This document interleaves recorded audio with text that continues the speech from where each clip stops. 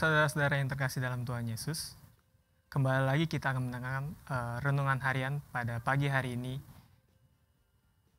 Hari ini saya akan membawakan tema yang berjudul kecanduan. Apa sih itu kecanduan? Kecanduan adalah saat tubuh atau pikiran kita dengan buruknya menginginkan atau memerlukan sesuatu agar tubuh kita bekerja dengan baik. Kita disebut pecandu bila kita memiliki ketergantungan jiwa dan psikologis yang mendorong fisik untuk melakukannya terhadap zat psikoaktif seperti alkohol, tembakau, heroin, kafein, atau nikotin. Namun, menurut American Psychological Association, ketergantungan tersebut tidak hanya disebabkan oleh zat psikoaktif, namun suatu perilaku atau kegiatan tertentu. Salah satunya adalah kegiatan dalam menggunakan media sosial.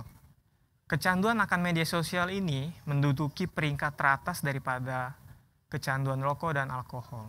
Bahkan kalau saya baca artikel, Indonesia itu menempati urutan kelima dalam menggunakan jaringan internet di dunia maya. Tapi pada umumnya kecanduan tersebut mengacu pada tindakan yang kita lakukan secara berulang-ulang dan mengarah pada efek yang negatif.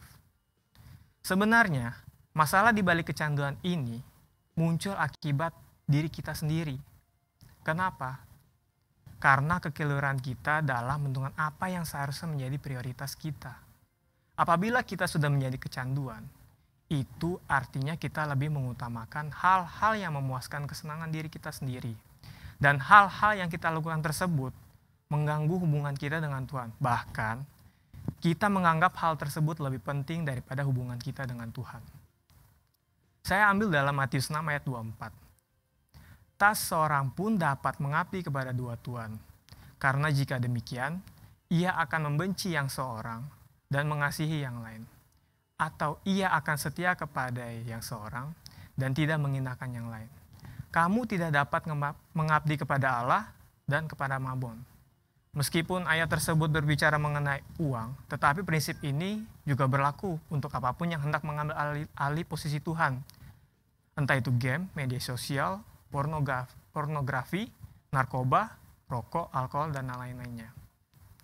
Kita perlu mengatur prioritas kita dalam menempatkan Tuhan di tempat yang pertama dalam hidup kita. Hal tersebut memang mudah untuk dikatakan, tetapi dalam prakteknya sulit untuk dilakukan. Oleh karena itu, kita perlu pertolongan Tuhan dan Roh Kudus untuk mengingatkan kita agar kita dapat memiliki prioritas yang benar dalam hidup kita.